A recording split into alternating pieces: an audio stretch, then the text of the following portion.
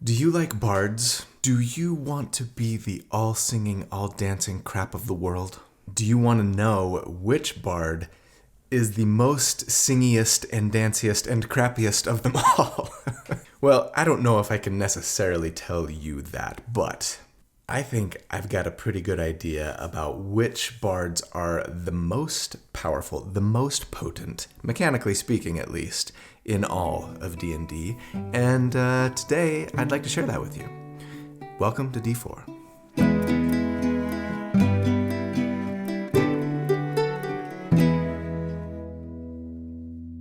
Hey everybody, so here at D4, most weeks I like to take a deep dive into character build for my favorite role-playing games. I like to crunch numbers about those builds, I like to theorycraft about them, not so that I can tell you the right or the best way to play a particular character, but to explore one potential way to build something in the hopes of creating a character that's both fun, but also powerful to play. So if you also enjoy creating characters for your favorite role-playing games, or if you're just into theory crafting, or if you're just looking for tips or ideas on how to build something that you're thinking about playing, then welcome home.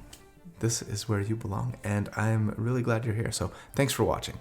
My name's Colby. So, it's been several weeks now since my Ranking the Classes video came out, right up there if you missed it, and among my most heinous crimes in that video was that I ranked bards above wizards in S tier.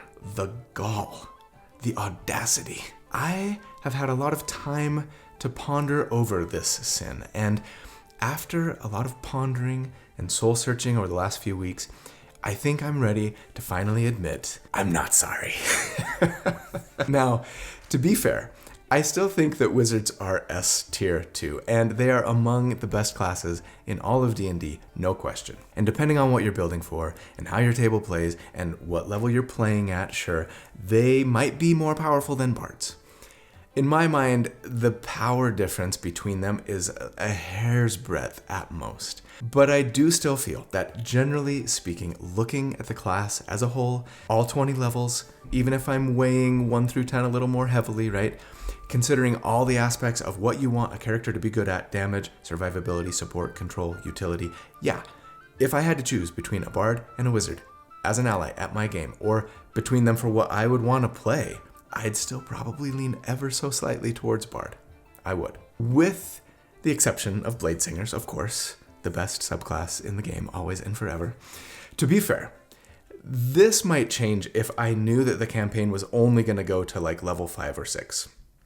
Up until that point, sure, I will concede that bards are generally a little bit weaker, depending on how you build, compared to wizards. But I'm sticking with my guns for tier 2 of play and beyond especially. And we don't need to refresh that argument here. That's not the point of this video. The point of this video is to tier rank the bard subclasses. I wasn't actually planning on doing another subclass tier ranking video so soon after the barbarian one that I did a couple of weeks ago, right up there, but that barbarian video did pretty well, and most of the feedback seems to be saying, like, more please, so I'll go ahead and do this one now, but I will keep playing it by ear a bit here, and, it might be 3 weeks or so until I do clerics.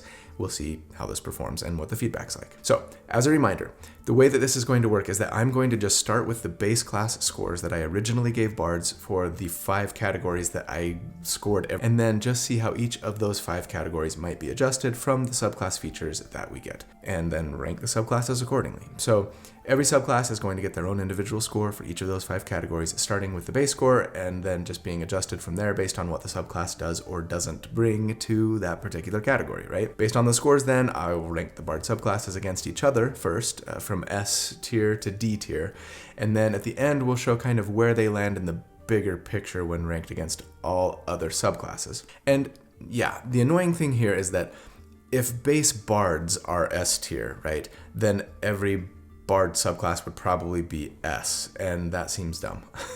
I do want to say this. I saw a lot of comments in the barbarian subclass video talking about how in my ranking the classes video, I allowed the subclasses to sort of sway my overall class score. And I guess I just didn't do a good enough job of stating this in that video. For the most part, I tried to just consider the base class stuff when assigning point values for that base class tier ranking video. There was an exception to that rule for sure with the artificers when it came to support, I remember.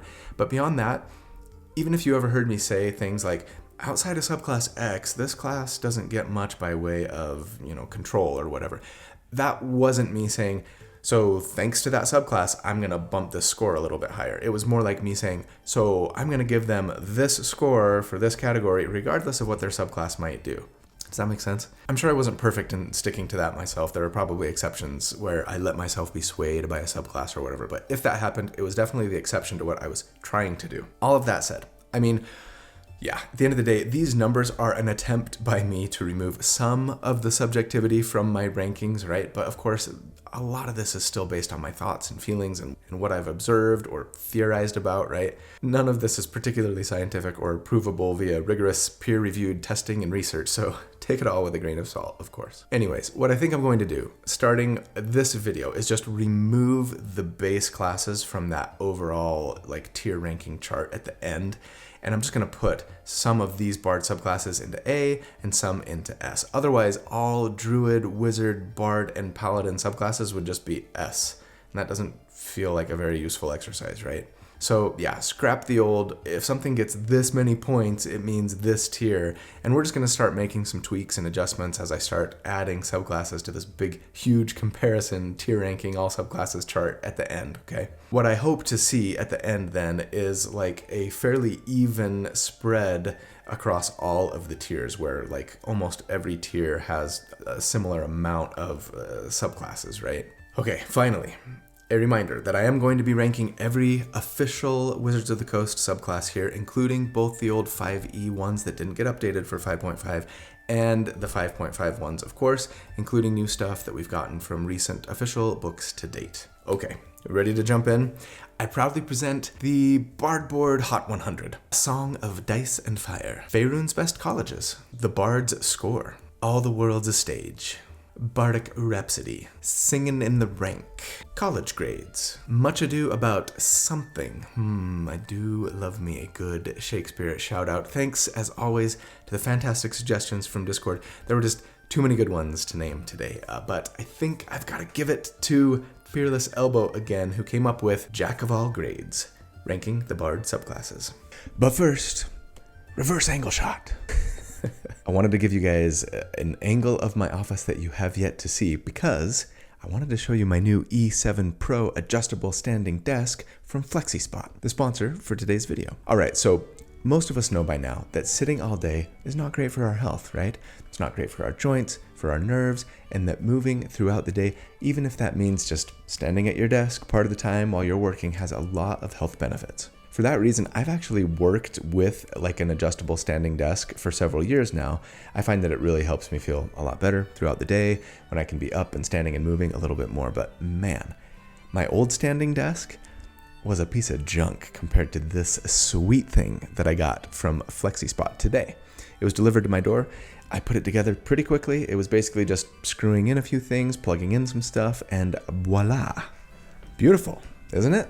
I love the size, though they offer lots of different sizes and shapes. I love the color. This one's kind of a nice espresso bamboo, though they do offer lots of different woods and stains, and even stand colors to just fit your personal style and decor. But more than that, you can just tell that this desk is really well made. High quality, right? The lift and the descent especially is super smooth. It's a dual motor setup, so they've got one on each leg, and you can pre-program a variety of different heights to just push a button and it will automatically go there. And it has a really impressive 440 pound weight capacity. You know what? I weigh about 200 pounds. Check it out. Pretty smooth as butter. All right, I gotta get back to work. All right, I am ready to build some more D&D characters. Seriously, for those of us who spend hours every day at a desk, I think we owe it to ourselves to get something high quality that's going to look great, it's going to feel great, and it's going to help us feel great too, right? So check out FlexiSpot and their E7 Pro models. When you do, I'd appreciate it if you'd use the link that I put in the video description and the pinned comment, as always, so they know I sent you. And if you use my discount code, it's right there next to the URL, you can save $30 off your E7 Pro order. This is seriously the nicest desk I've ever owned. I love it. Okay, let's get back to the rankings. All right. First, as a reminder, here are the scores that I assigned the bard for the base class that we will be starting from. For damage, I gave him 3 points. For survivability, I gave him a lowly 1.5. That is lower than any other class. For support, I gave him a full 5 points. For control, it was 4.5, and utility was 4.5. So, starting from that point, let's jump into the subclasses. And yeah, we're going to do this thing alphabetically, which means we're going to start with that old 5E subclass, the Creation Bard. For damage, we do get some decent little damage bumps from Creation. The level 3 Mote of Potential feature lets you buff your Bardic Inspiration in a few ways, and one of those ways causes you to do a little AoE thunder damage to enemies if your ally uses your Bardic Inspiration for an attack roll. They might use your inspiration for something else, and the enemy gets a Constitution save, and it takes 0 damage if they succeed, but it's not nothing, right? Also, the level 6 feature, Animating Performance, lets you basically create a dancing item pet that works similar to, say, the Beastmaster's pet or the Battlesmith's Steel Defender, in that you can use a bonus action on your turn to cause this pet to do something, probably attack, right? And you can even do it with the same bonus action that you use to inspire an ally. Now, it doesn't hit super hard, but it's not bad for a bonus action if you didn't already have a weaponized bonus action. So taken all together, I'll say this bumps our damage from like a 3 to a 3.2. As for survivability, there's not a lot for us. I suppose the dancing item pet might indirectly increase our survivability by soaking up damage that might otherwise have been directed at us, but there's no real guarantee of that happening, right? You can't just force the enemies to attack your pet, and the pet doesn't have any kind of soft taunt or anything like the Steel Defender, right? I can see defensive potential with their other level 3 feature though, Performance of Creation. This lets you just magically create a medium-sized mundane object of your choice, growing to large size at level 6 and huge at 14, and I can see us using this to like throw up a wall to give, you and your allies some cover to hide behind. It takes your action, though, so it's not like you can just use this as a reaction when you get attacked or anything. So I'm just going to let this give us a small bump from the Bard's lowly base of 1.5 to 1.6. It's definitely still their greatest weakness. As for support, we do get one thing. With Mote of Potential, if your inspired ally uses your inspiration for a saving throw, they'll get some temporary hit points to boot. That's nice if they use your inspiration for a saving throw and don't already have more temporary hit points than this would give them. It's not a huge bump, and I've got to take opportunity cost into account here, like I'm going to have to do with so many Bard features. But since Bard's already had a full 5 points for support, I guess I'll let this count as extra credit and give them 5.1. With Control, it's again a little tricky. There's nothing here inherently to bolster control at first glance, but a creative player, especially one with a permissive DM, could potentially get a lot of mileage out of their level 3 feature, Performance of Creation. I've seen people talk about using this to, say, make an iron cage around an enemy. This is a little questionable because technically I think the thing that you create would occupy the same space as the creature, right? And that's not supposed to work, but I can see a lot of DMs allowing it. If not, you could still, make a steel wall to trap enemies behind in like a narrow passage, right?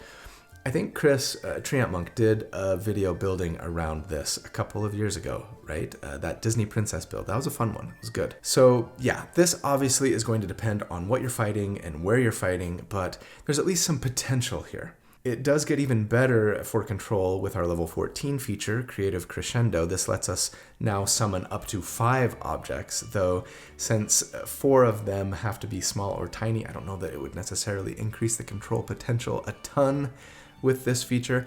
Depends again on what you're fighting, right? In the end, I'm just not sure how reliable the control potential is actually going to be here, so I'm just going to let it give us a small bump from 4.5 to 4.7, but I could see that being higher. Finally, for utility, yeah, I think there might be a lot you could get with Creation. That level 3 Mote of Potential feature basically gives your ally advantage with their inspiration die roll if they use your inspiration for an ability check.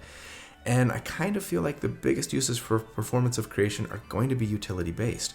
Whether it means making a ladder or a bridge to scale a small cliff or cross a small chasm, or a stone wall to wall yourself into a room when taking a rest inside a dungeon maybe to stay safe, go unnoticed, right? And of course, you could always make something and sell it to a poor, unsuspecting merchant if you wanted to be a little thief. The gold value of what you create can be worth up to 20 times your bard level, and Though it disappears after a few hours, the merchant might not know that, right? Sell it to them right before leaving town, as long as you don't plan on coming back. I don't know. The item glimmers and you can hear music when you touch it, so that might throw a wrench in your works, but hey, with a persuasion check, you could probably convince the merchant that it's magical and like even more valuable. This feature is just super tough for me to quantify how valuable it is, right? The more creative you are as a player and the more willing your DM is to go along for the ride, the better it's going to be, right? I think I'm just going to say that our utility goes from 4.5 to 4.75 for the average player, but again, I can see it being even better in the right hands, in the right situation. So you total it all up, and that gives us, what, a 19.4. And for me, I'm going to put Creation Bards just in C tier. Oops. I'm tempted to go higher, I really am, but I think with so much of their power depending on the player and the DM, I'm comfortable leaving them there. And keep in mind, this is by no means me saying Creation Bards are bad. A lot of you are going to disagree with this, and that's fine. But no, I'm saying this is one of the weaker options for one of the best classes in the game, in my opinion. Every Bard subclass is still a Bard, and in my book, still a powerhouse as a result. I just think there are stronger options for your subclass than Creation, that's all. You know who the best of all of them are, though? Better at allowing me to create than the Creation Bard even? My channel members and patrons. I just want to give them a quick shout out. You guys, thank you so much for your support. It means everything to me. I couldn't do this for my job without you, so thank you. If you're not a channel member or patron, I'd love it if you just consider becoming one. There's a button down there, it says join, or if you check the video description, you'll see a link to my Patreon, where you can learn about all of the perks that I offer to my members and patrons, including access to the library of write-ups that I do for all of my character builds so that you can more easily recreate them yourself, right? Access to the community Discord server, and even access to the live monthly Q&A hangout sessions that we have. I give all of my perks to all of my members and patrons regardless of the level they sign up at, just so long as it's silver or higher, and I just ask that you pay what you feel you can afford and what you think it's worth. But if you can't or don't want to support the channel in this way, that's okay. Being here, watching, liking, subscribing especially, are all also great ways to support the channel, so thanks. All right, up next, the new Bard subclass that we got with the new 5.5 Player's Handbook, the Dance Bard. This thing was a little overtuned for my money when it was still in playtest, but they brought it down a peg for release. So how does it stack up against other Bard subclasses now? Well, for damage, the only real lift we get here is from their level 3 feature, Dazzling Footwork. Among other things, this lets you make an unarmed strike when you spend your Bardic Inspiration as part of that same bonus action or action that you use to spend the Bardic Inspiration. For the most part, that's just going to be when we give Bardic Inspiration to an ally, and then we can make a little unarmed strike as part of that same bonus action, right? But it's not like we get to use Charisma for it or anything, so it's going to be a fairly light hit most of the time, I think, for most of us, right? At level 6, we could do it with a reaction too, potentially. And yeah, even though we can use dexterity for our unarmed strikes, just like monks, again, it's just not going to be a huge lift. Even if we're trying to build around it, like I did right up here, right? It's tough to get a ton of mileage out of this bonus action unarmed strike, especially if we're not multi-classing. So I'm just going to let this take us from a 3 to a 3.1. Survivability might actually be like the Dance Bard's strongest area. One of them, anyways. Dazzling Footwork gives them unarmored defense, but using Charisma and Dexterity, generally much better than the light armor they only get otherwise, right? Their level 6 feature, Inspiring Movement, lets you use a reaction and a Bardic Inspiration charge to move half your move speed without taking an opportunity attack when an enemy ends their turn next to you, which will help you stay safe. You can even make a little jab at them as you dance away, right? Which is fun. And then at level 14, you get Evasion, so you take less damage from Dexterity saving throw effects. I think altogether, this is going to take us probably from like a 1.5 to maybe all the way up to 2.25. We still don't have amazing defense, but it's much better than the base class. And again, since that's the Bard's greatest weakness, these are much appreciated benefits. They also get some decent support benefits. The aforementioned Inspiring Movement and Leading Evasion features let you share the benefits of the feature with an ally, so long as the ally is within 5 feet of you in the case of Leading Evasion. And their other level 6 feature, Tandem Footwork, lets you and your entire party add a bonus to their initiative roll equal to your bardic inspiration if you've got a use of it to spare, and that is pretty huge, honestly. The importance of going before your enemies, letting you potentially kill or control, one or more before they even get a chance to do anything, is hard to overestimate. And, a 4.5 bump to your entire team's initiative roll on average, right, higher at later levels, is a pretty fantastic lift. Let's say support here goes from like 5 to 5.25. As for control, there's not really much there for Dance Bard, so that's just going to stay at the already very good 4.5. And then the only bump to utility comes from that level 3 Dazzling Footwork, which says that you have advantage on performance checks so long as you're dancing. And it shouldn't be too hard to work in a little booty shake every time you're trying to perform, and you're a bard, so you're probably performing fairly frequently. But even then, this probably only raises us from like a 4.5 to 4.55, right? With the expertise and the high charisma, you might not even need advantage anyways. In the end though, this puts us at 19.65, and I think that's gonna put Dance Bard solidly kind of in the middle of the pack. I'm gonna put them in B. They really do bring a lot of fun, useful stuff with them, but I wouldn't consider them one of the strongest subclass options, just really good. Okay, up next, the subclass that a lot of us thought was the most powerful option under the old 5e rules that hasn't yet been updated for 5.5. I'm talking about Eloquence. Are they as good as everybody remembers? Let's find out. When it comes to damage, the only thing you could really argue that's going to increase your damage for Eloquence Bards is their strongest feature, the one that they get at level 3, Unsettling Words. This lets you spend a bonus action and an inspiration to force an enemy to reduce their next saving throw by the number you roll on the inspiration die. Whether or not this actually impacts damage depends, of course, on whether you or an ally are going to do something before your next turn that causes them to make a saving throw or take damage, right? So yes, there's potential here. And since this feature isn't considered casting a spell, yeah, you could use it, then use your action for a big damage dealing saving throw spell like Heat Metal or Shatter or Synaptic Static, or sure, if you spent a magical secrets for it, Disintegrate, right? I have a feeling you'll most often be using this to make an enemy more likely to fail a save against being controlled, whether by you or an ally. Bards don't innately have a ton of good save or take damage spells unless you use magical secrets for it much later, right? But yeah, the potential is there. So I'm going to say this takes us from a 3 to a 3.2. As for survivability, there really aren't any subclass features that directly improve our survivability, so that's going to stay at a lowly 1.5, but when it comes to support, Eloquence Bards are among the best of the best. Bardic Inspiration is already so good, and Eloquence Bards have the best inspiration in the game, as far as I'm concerned. Assuming they're not burning all of their inspirations for Unsettling Words, right? But yeah, their level 6 feature, Unfailing Inspiration, says that if their ally uses their inspiration but still fails, then their inspiration isn't used up.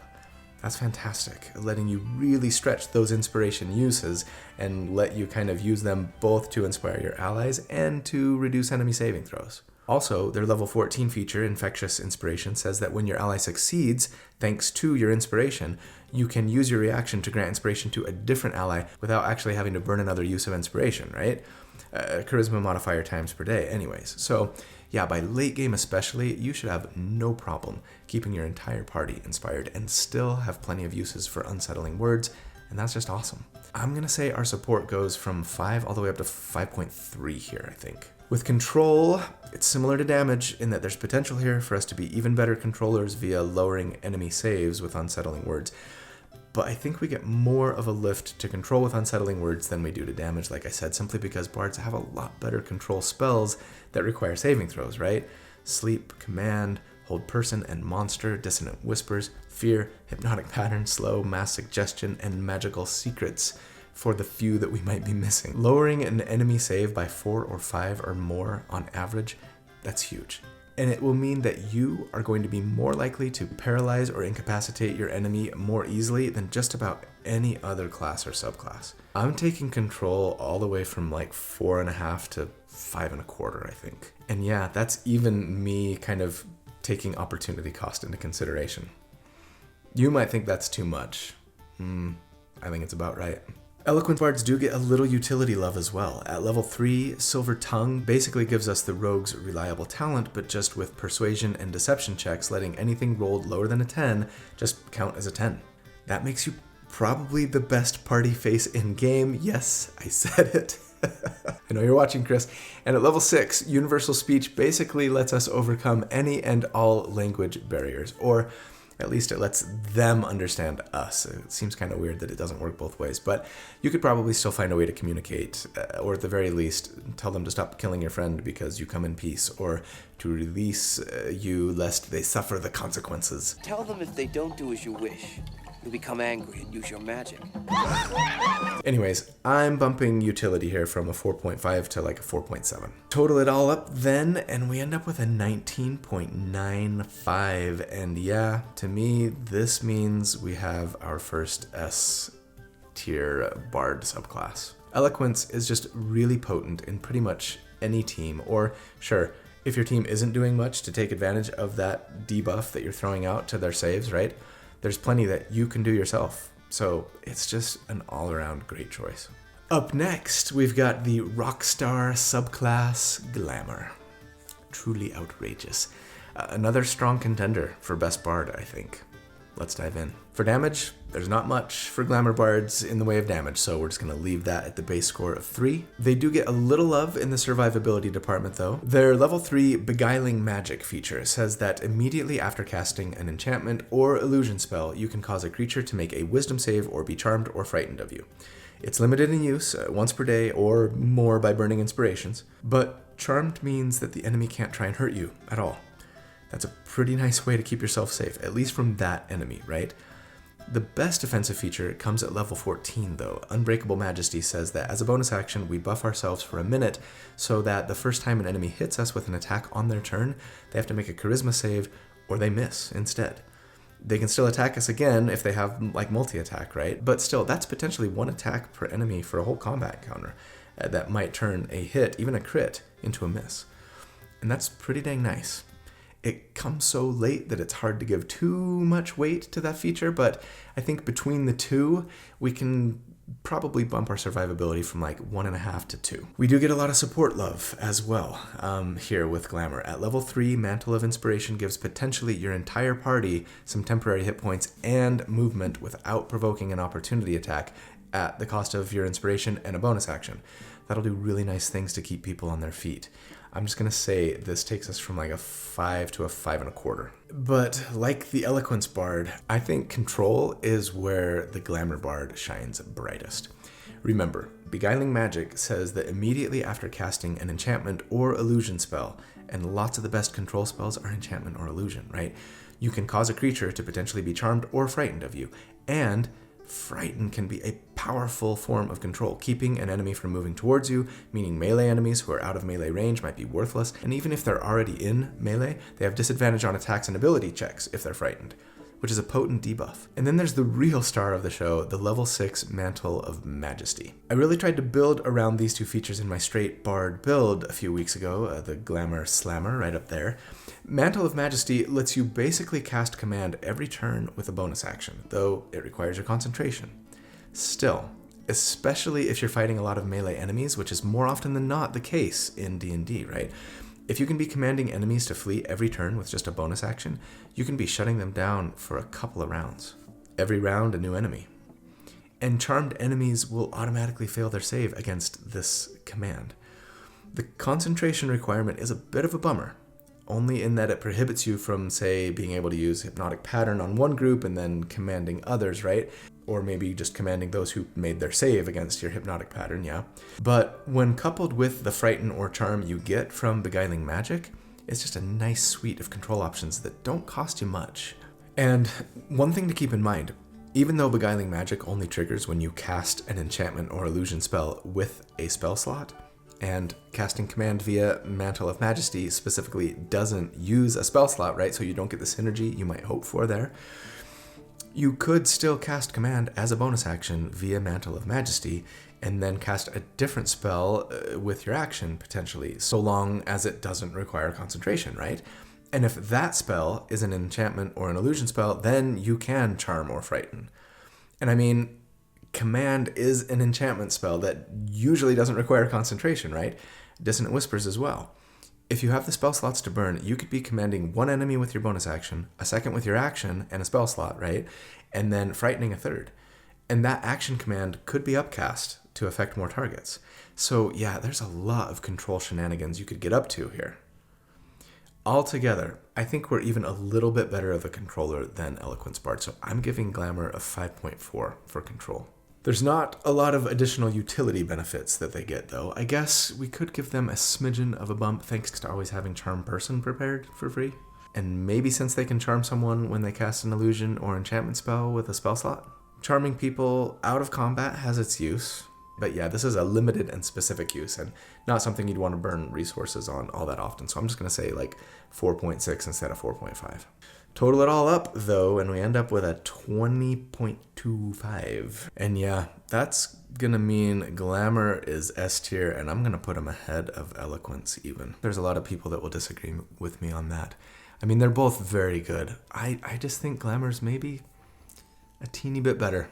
That's me. It depends a lot on your party, depends on what you're fighting, but yeah, I'm going to put him ahead. All right, up next, we're just going from contender to contender here because the most quintessential of all bards, lore bards, are what we're looking at next, and they're really, really, really good. What about the numbers? When it comes to lore bards, just about everything revolves around the fact that they get magical secrets a whopping 4 levels earlier than other bards, right? Thanks to their level 6 magical discoveries feature, meaning that they can learn 2 druid, cleric, or wizard spells now. Now, it's not quite as good as actual magical secrets because until we get that feature, we don't ever get more than just 2 new spells, though we can swap out one of those spells for another one anytime we gain a bard level. And yeah, this is really, really good. It is another one of those hard to quantify abilities, though, since because the number of spells is so limited that you get here, just 2, if you take spells to bolster your damage, you won't be able to take spells to increase your control, right? So can I give full weight to damage from magical discoveries? Since, yeah, sure, it would let a lore bard take Scorching Ray and Conjure Minor Elementals at level 7, something no one else but a wizard can do, or say Spirit Guardians and Fireball, something no one but a light cleric specifically can do, right? Or do I only give them a portion of the bump that would result from such a combo, so I can also give them credit for being a better support character potentially due to, an expanded support spell list? I suppose I have to err on the side of caution here and say, yeah, there's a lot of potential for greatly increased damage, but it depends on what you're building for. So I won't let it bump things quite as much as I'd otherwise be tempted to allow. That said, their level 14 feature, Peerless Skill, basically lets them use their own Bardic Inspiration on a failed ability check or attack roll, and they don't even use up the die if they still fail. That's pretty dang nice, though it comes pretty dang late. So, I don't know. In the end, I'm going to say damage here goes from 3 to a 3.5. For survivability, you could use Magical Secrets to take the shield spell if you didn't pick it up via your origin feat, which you totally should do as a bard, I think, if you're not multiclassing. Their level 3 Cutting Words feature could also be used to help you survive, letting you use your own reaction and a Bardic Inspiration to lower the attack roll, or ability check, I suppose, of an enemy, potentially turning their hit against you into a miss. Of course, I want to give a little credit to support for this feature too, so I'll temper any bump from that. Altogether, we'll give a small bump here to account for opportunity cost and say we go from like a 1.5 to a 1.75. With support, as always, there are support spells that lore bards can get earlier than other bards that you might really want. Aura of Vitality might be at the top of that list, I think, but Bless might be up there as well. Again, if you didn't take an origin feat for it, if you wanted to be more of a support-focused bard, right? And yeah, Cutting Words could be used to help protect your friends too, not just yourself. So I've got to give a tempered bump here too, I think, and say, let's go with like 5.25 instead of a 5. When it comes to control, bards already have most of the best control spells in game, and even one, Dissonant Whispers, that other classes don't get. So it's hard to think that Magical Secrets adds too much to our control potential. Yeah, you're going to want Wall of Force, but as a 5th level spell, all bards can grab that one just 1 level later than normal when everybody gets Magical Secrets at level 10, right? But there are some options that are worth considering for a control-focused build here. Web, so you have a decent 2nd level option, I think. Stuff like that for sure. So Let's give them a small bump here and call it 4.6 instead of 4.5. Lorebards get a utility lift too. Not just from magical discoveries, and it's admittedly pretty hard to imagine using one of your 2 extra spells for a utility spell, but maybe not. Fly, if we call that utility. But also, at level 3, they get 3 bonus skill proficiencies, and Peerless Skill at 14 works for ability checks too. Between your expertises and that, you should basically never fail an important ability check, though. Again, that feature comes pretty late. Let's call them 4.75 instead of 4.5. If you total that all up, you end up with a 19.85, and I think, for me, this is actually a tough one. I'm going to put Lorebards in A, like at the very top of A. I really thought that they would be S tier. I did. But I'm going to have too many S tiers if I put them there. And I think they're probably a smidgen below. This is tough. They absolutely have the potential to be just a little bit better at almost any, like, one thing than any other bard, right? A few levels earlier than any other bard. And levels 6 through 9 are kind of like, arguably, the most important levels of a lot of D&D campaigns, right? But they can't be better at everything when compared to other bards. So, I mean, if versatility were its own category, I guess I would call Lorebards the best of the best. Maybe the best subclass in game, frankly. And while, yeah, with some multiclassing especially, they can eventually be the hardest hitters in all of D&D for single target. On their own, single classed, they're only very, very good at, like, the one thing that they set their mind to, right? And then just very good at everything else, except survivability maybe. But yeah, I'm going to say A for lore. And that kind of surprises me, like I say, if I'm being honest. But after evaluating it, yeah, I think I feel okay leaving them there. Let me know if you disagree or agree in the comments. Okay, let's move on. Up next, the scariest bard of them all, the College of Spirits. This is a super flavorful subclass with some pretty great abilities, and I don't use them nearly enough, do I? And, you know, when it comes to figuring out what numbers to give them for each category, it's going to be another tough one for one main reason here. Their main feature, right, Tales from Beyond at level 3, kind of makes them like the wild magic sorcerers of bards. You can spend a bonus action and a bardic inspiration to roll a d12 on the Spirit Tales table, and then use an action to direct the results of that roll to another creature. The good news is, all of the results are absolutely good things, unlike the wild magic table, right, for sorcerers. The bad news is, I have no idea what you're going to get. Most of the things you could roll on this table are either support-focused buffs in the form of healing or temporary hit points, or, you know, turning someone invisible, or damage buffs. Sometimes damage dealt to a single target, sometimes an AoE. So I think in the end, I'll probably just say this feature gives like 0.05 of a bump to damage, survivability, support, and control, and just call it good. Maybe it should be 0.1 for damage and support and 0.05 for control or something, but I'm already getting finicky enough here, dealing in hundredths of points. There's more damage potential here for spirits, though, as well.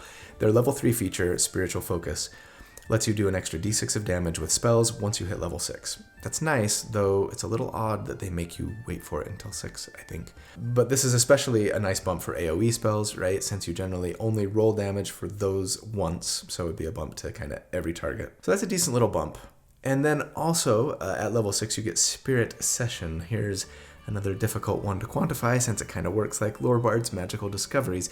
You have to perform a ritual for 1 hour. But at the end, you can learn one spell from any class, not even limited to wizards, clerics, and druids, but the level can be no higher than the number of people that you performed the ritual with. That's really frustrating, actually. I hope you have lots of friends with a free hour every day.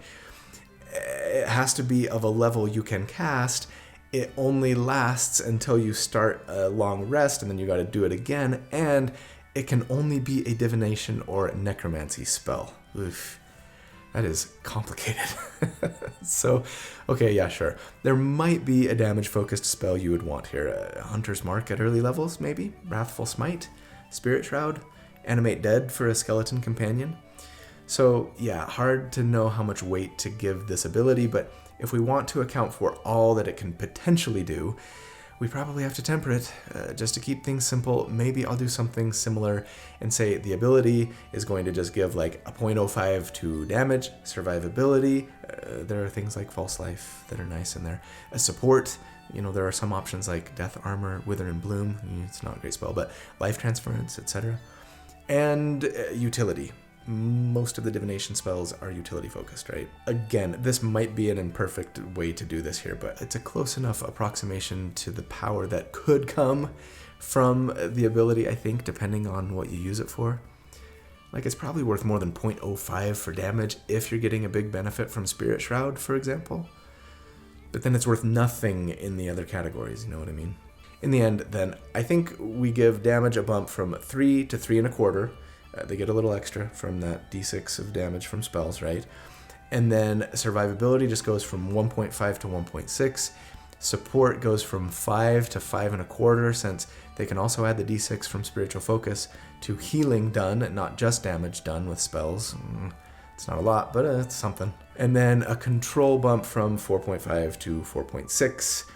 As for utility, they get a little more love because at level 3 they also get the Guiding Whispers feature, which just teaches them the guidance cantrip, absolutely one of the best cantrips in the game, and lets you cast it from further away. That's cool. So that is going to be, I think, just 4.6 instead of 4.5.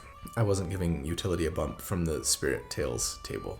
That was pretty much all combat focused stuff. So anyways, we end up here with a 19.3, and to me, yeah, I think Spirits is another C, and I'm going to put them below Creation. They're cool, they're fun, they're flavorful, they're potentially mechanically potent, but overall, again, it's just, you just don't know what you're going to get, right? And so not super reliable. And as a result, in my mind, not one of the best Bard subclasses. But I mean, hey, you're still a Bard, and there's lots of great stuff there.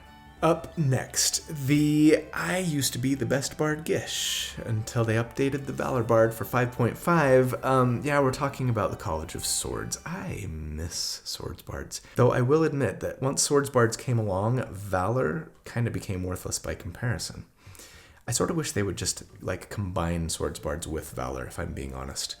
But let's take a look at Swords, since it's probably been a minute for a lot of us, and see how it stacks up. Most of the Swords Bard's features are there to bolster damage or improve your combat prowess, right? You get a fighting style, something sorely lacking for Valor Bards even today. Though we are limited here to 2-weapon fighting and dueling, and it's kind of hard to imagine taking dueling on a Swords Bard since you don't get shield proficiency, right? So might as well go 2-weapon fighting, and adding your dexterity modifier to your offhand attack is pretty nice. Then there's the main feature for Swords Bards, Blade Flourish, also received at level 3. It lets you spend an inspiration when you take the attack action and add your inspiration in damage once per turn, plus something else. Defensive Flourish can add some survivability, Mobile Flourish some control, or Slashing Flourish, which can add yet a little more damage even, though to another enemy, right? And then we get extra attack at level 6, something sorely needed for any weapon user. And the level 14 Master's Flourish feat even lets you just use a flourish every single turn without spending an inspiration die, though in that case it's only a d6. So yeah, lots of nice little damage increases that, taken together, I think bring us from a 3 all the way up to a 3.5. Weapon masteries would be really nice to potentially get us another attack via Nick, right, among other things, but alas, Swords Bards came out before weapon mastery, so here we are. There are some really solid survivability bumps for Swords Bards too. First off, medium armor proficiency, which is sorely needed. No shields though, like I said, but it's still a solid increase, at least until you had your dexterity capped at +5, right? And then there's the really fantastic defensive flourish, one of our 3 flourish options. This is usually thought of as the strongest, in that it lets you not only add your inspiration die in damage when you use it, but it adds that same number rolled to your armor class all the way until the start of your next turn. That is really, really strong, especially since it just gets better as your inspiration die increases. That said, if you're using Defensive Flourish, you're not using the other flourishes, so I have to temper this slightly due to opportunity cost. So altogether, I'm going to say I'm going to bump survivability from 1.5 all the way up to 2.75. That might feel like too much of a bump for some people, but I think it's warranted. I do. Once you hit level 5 and your Bardic Inspirations reset on a short rest, you're probably going to be using Defensive Flourish just about every turn. At most tables, right? Assuming you're getting short rests semi-regularly. As for support, there's not really much for Swords Bards. No heals, no protection options. What's more, since their flourishes cost them their Bardic Inspiration, I feel like I gotta even deduct a little from their support capability. Since some of the reason that I gave the base class a 5 in the first place was because of that Bardic Inspiration, right? Again, you could use your inspiration to inspire your allies, of course, but if you did, you'd be missing out on damage and survivability probably, right? So I think I'm going to take support down from a 5 to like 4.5. For control, the only thing for Swords Bards is that mobile flourish that can push an enemy 5 feet, plus your Bardic Inspiration die roll, and then lets you move up to them again. And that's cool if you really have a good reason to push them, but it's barely control, right? And it depends a lot on kind of the battlefield and or what your allies are doing. And factoring in opportunity cost, I can't imagine giving this more than a teeny bump from like 4.5 to 4.55. As for utility, there's really nothing for Swords Bards. It's really just all about making you better in combat. So that's going to stay at 4.5. That's going to mean 19.8 for Swords Bards. And yeah, for me, that's A tier, and I'm going to put them below lore. But again, like, if you're looking for a bard who sacrifices some of the stuff bards are typically best at for a little more gishy melee capability, then I think they're probably the best bard. But if we're looking at the whole package and valuing utility and support as much as we are damage and survivability, then yeah, they're great, but maybe just not the best at bringing the whole package, right? So, you've got to take these tier rankings with the grain of salt and keep that in mind. That we're valuing utility as much as we are damage, right? And not everybody is going to think that those things have equal value, and that's fine. That's why you watch the whole video and you don't just take a screenshot of the final tier ranking and call it good. Okay, up next, the newest bard of them all, the College of the Moon that came to us with the recent Heroes of Faerûn book. Is this as good as the subclasses that bards already had? Well, for damage, moon bards don't get a lot, but there is a little. At level 3, the Inspired Eclipse feature lets us go invisible for a round when we use our Bardic Inspiration with a bonus action, and teleport at the same time. That is pretty cool, and I'm guessing we'll primarily be using this for defense, so I will let it bump, I think, our survivability a little more than damage, but it could give us advantage on an attack that we would make, potentially, and or get to an enemy that we couldn't otherwise get to, right?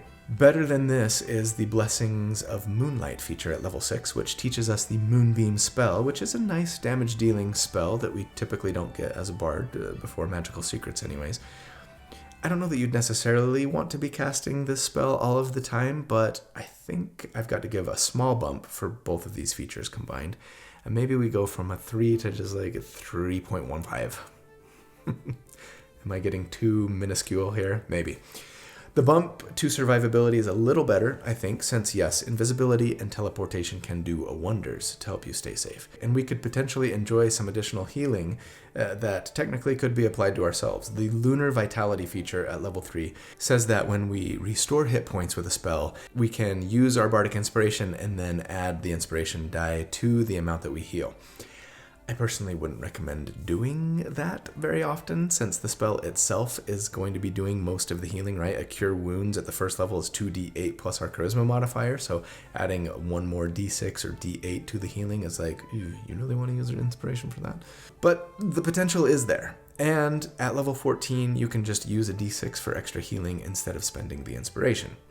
Similarly, that Blessing of Moonlight feature at 6 says that once per day, you can cast Moonbeam so that whenever an enemy fails their save against the spell, you can heal someone else, potentially yourself, right, for 2d4 hit points. Altogether then, I'd say our survivability gets a decent little half of a point of a bump here from 1.5 to 2. Support is another strong area for Moonbards though, since the aforementioned extra heals can and probably most often will be used on allies, right? I also didn't mention that the Lunar Vitality feature gives a speed increase to the healed target until the end of their next turn, a potentially useful little buff. Also, at level 14, Shadow of the Moon says that when we use Inspired Eclipse to go invisible and teleport, the creature we gave our Bardic Inspiration to, it gets the exact same benefits, though they have to use their reaction to teleport. That's a pretty great, like, oh crap, help me, move, though, yeah, it comes pretty late at 14, right? Still, I'd say altogether these features would bump us like a quarter of a point from 5 to 5.25. There's not really much for Moonbards in the control world, so that's going to stay at 4.5, but they do get a little love in the utility department. At level 3, Primal Lore gives us a free Druid cantrip and an additional Wisdom-based proficiency. So let's say we go from like 4.5 to 4.6. Add it all up, and we end up with a 19.5, and for me, yeah, I think Moonbards are going to be B tier. Ooh, look at this nice even little spread. There's some potential here, especially for those who want to lean in like more heavily to the support aspect of a bard. But yeah, B tier in my book, and probably a skosh below dance. All right, up next, the new best bard gish. Or are they? We're talking the College of Valor, the updated version in 5.5. Let's break it down. As with Swords Bards, most of the subclass features for Valor Bards are to help them be more effective in combat, but it's not quite so focused as the Swords Bard, I think, in that aspect. We do get extra attack at level 6, and in 5.5, of course, it's the improved extra attack, meaning they can replace one of their attacks with a cantrip. I think for most Valor Bards, that's going to be True Strike or another Blade cantrip if you've got access to it, right? So that you can get a little more damage out of your attack, and that's nice. Of course, there are other things you could do, including things like, cast Blade Ward for defense, or, a ranged damage spell if you need it, sure, or even something in utility, I suppose. But I think I'm going to give, most of the credit for this to damage here. There is more that we get, though. We get martial weapon training, all martial weapons, not just the scimitar, like Swords Bards, yeah. Though, unlike Swords Bards, we don't get a fighting style, which really bums me out, and still no weapon masteries. At level 14, they get a little potential bump too. Battle Magic lets you make a bonus action weapon attack when you cast a spell with an action. That's kind of nice, since, yeah, a lot of the time you'd be casting a spell, like, sure, Conjure Minor Elementals at that level, right? Or maybe Wall of Force or something, depending on how you're building and playing, but regardless, you could still get a little bonus action damage that same round, so it's a potential little bump. Altogether, I think Valor Bard damage goes from a 3 to a 3.4. Yeah, slightly less than I gave Swords Bards, and I think that's probably the right call. Casting a cantrip as one of your attacks is great, but from level 5 to 11, that's probably only 3 or 4 more points of damage, right? While Swords Bards are probably getting an extra 4 or 5 damage per round just from a 2-weapon fighting style, plus more if they're using Blade Flourishes, which, you're a Swords Bard, so of course you're using Blade Flourishes, right? I think for damage, it's advantage Swords Bards. But what about defense? I think survivability is going to be a draw between the two. Valor Bards get shield proficiency, and especially since you don't get any fighting styles, you are probably a lot more likely to want to use a shield as a Valor Bard anyways. Unless you're going for like a high damage Conjure Minor Elementals type build, right? Plus, yeah, there's the ease with which we could throw on Blade Ward with our attack, though sure you might want to be concentrating on something else. It does require concentration. Then again, I think Swords Bards are consistently throwing out that defensive flourish, and that's going to be regularly adding 4 or 5 or more to their armor class. It's not exactly free, but it's so good. So yeah, I'm going to say 2.75 for Valor Bards in the survivability department, same as Swords. Still a very good bump that is much needed for Bards, right? When it comes to support, they do get a little love. At level 3, Combat Inspiration gives your allies 2 new ways to use your inspiration, either with their reaction to roll it and add their AC when they get hit, potentially causing that attack only to miss, or to use it offensively to add to their damage when they land an attack, though maybe advise them to only do that if they're confident that the enemy is almost dead and just a little bit more would push them over, right? Or maybe if they crit. I don't know. I'll let this bump our support from 5 to 5.1. And unlike Swords Bards, there's no opportunity cost here, right? You're not having to choose between Blade Flourish or Inspiring. There's nothing in the Valor Bard arsenal for control, so that's going to stay at 4.5, and the same goes for utilities. So that stays at 4.5 as well. But if you total it all up, you end up with a 20.25. That's the same score as I gave Glamour Bards. And yeah, that's going to mean S tier for Valor. That kind of surprises me, if I'm being honest.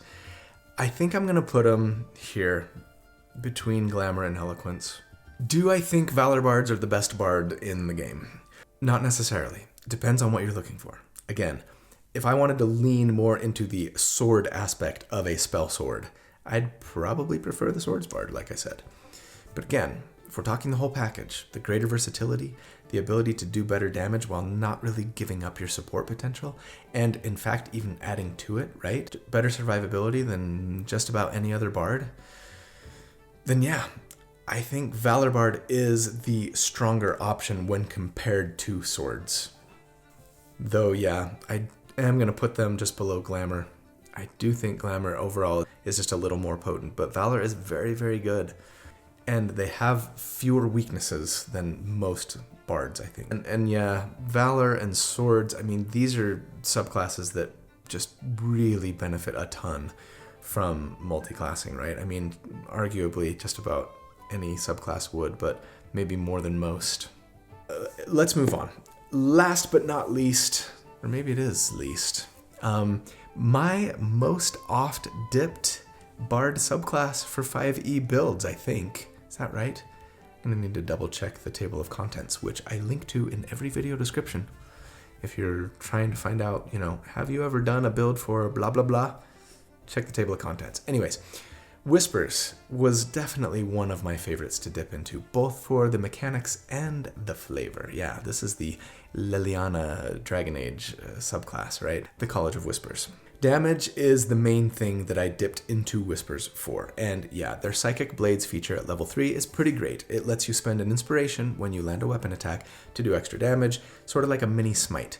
Only once on your turn, but it even scales at almost the same rate that Sneak Attack scales for rogues, really, albeit with bigger gaps, right, between the scaling. And yes, costing our inspiration. And we don't get extra attack as a Whispers Bard, unfortunately, but I think I'm still going to let this feature bump our damage up to 3.3. But I am going to be subtracting from our support potential, like I did with Swords Bards. Anyways, survivability, the only thing Whispers Bards really get to improve their survivability comes at level 14 with Shadow Lore. This lets us spend an action to force an enemy to make a wisdom save, or they're charmed by us for 8 hours, too.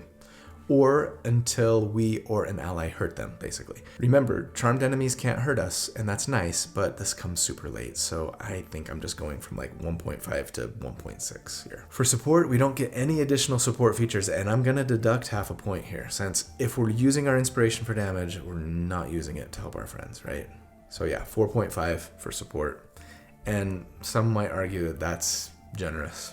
For control, that Shadow Lore feature at 14 gives a small bump to control, right? Since the charmed creature will also obey our commands.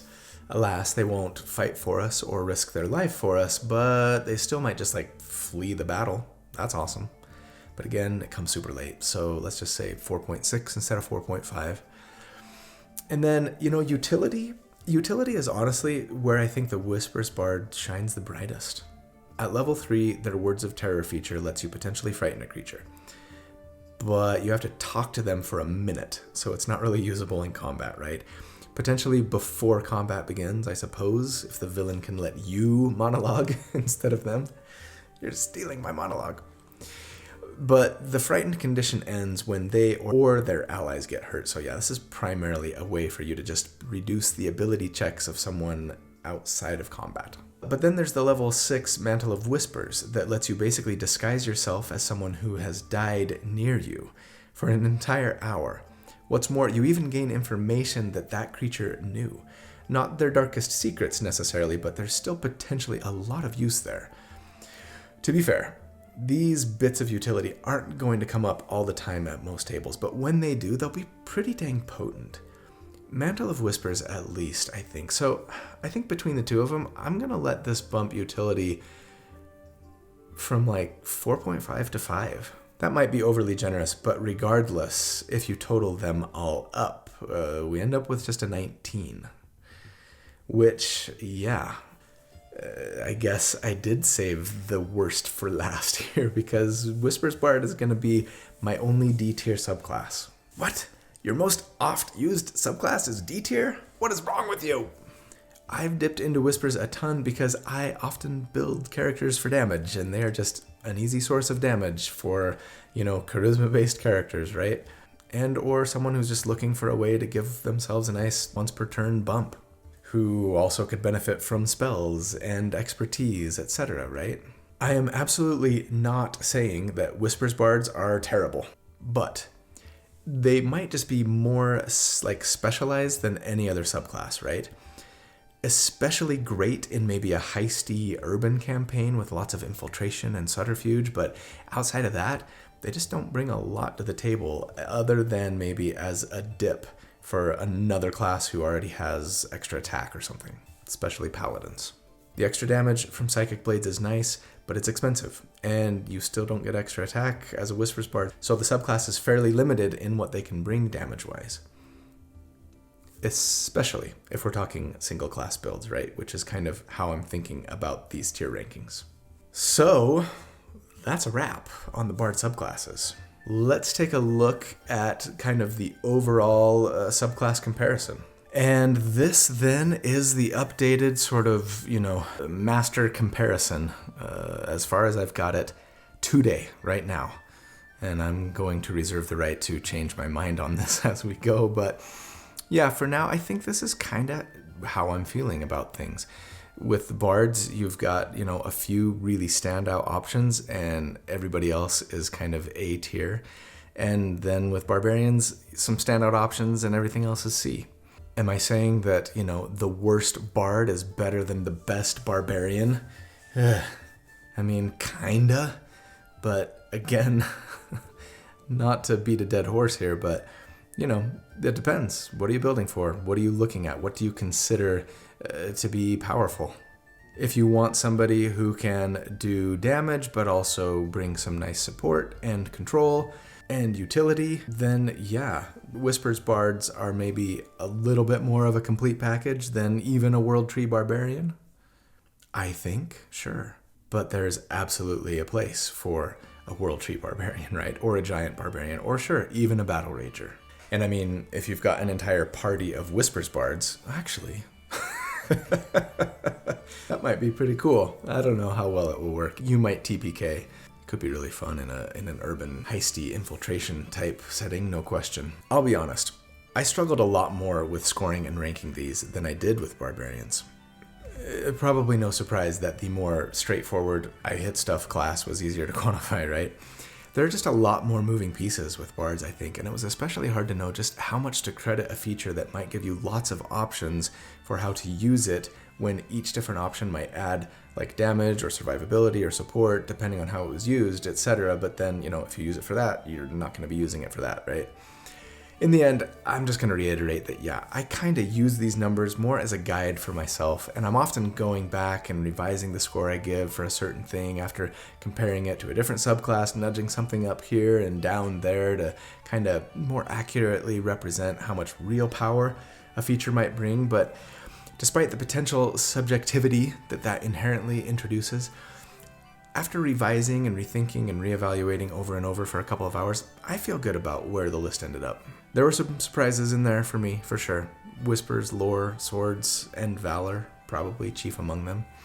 But in the end, yeah, it feels right to me where I've put them. So now it's time for you to tell me where you think I'm wrong, or to simply tell me where you agree with me and keep the rest to yourself. No, I do welcome all feedback. I do. This conversation is fun. I can't wait to see where Chris thinks I'm wrong. I love you guys. Thank you so much for all that you do for me and for the channel. I really appreciate it. I do. I hope you have a fantastic day and a really great week. And if you don't, please don't give up. Hang in there, all right? I hope that you will do good and be kind, and that I see you again very soon. But until then, take care.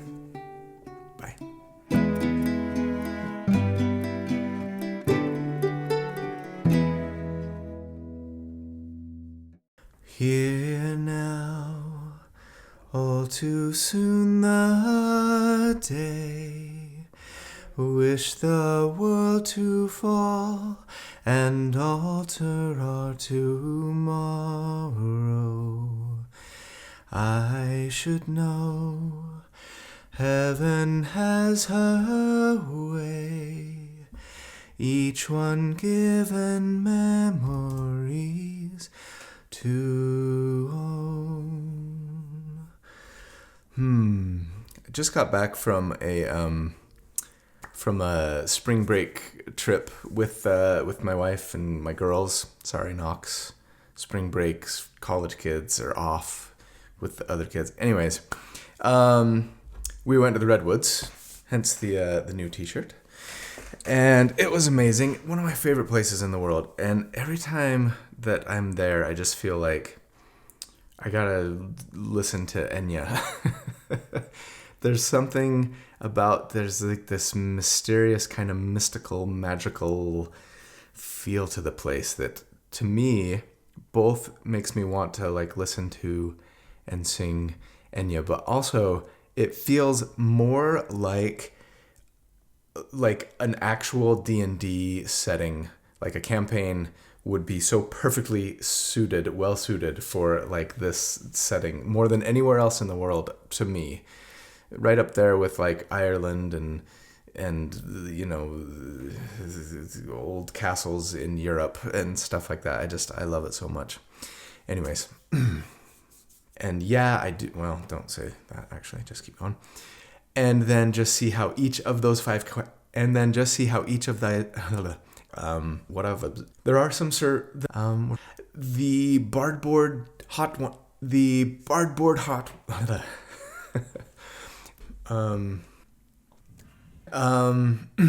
this, well, let's see. Oh, I have to start this over, don't I? Because I'm just gonna let us.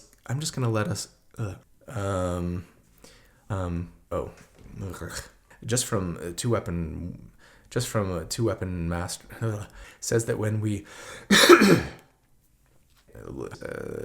much appreciate.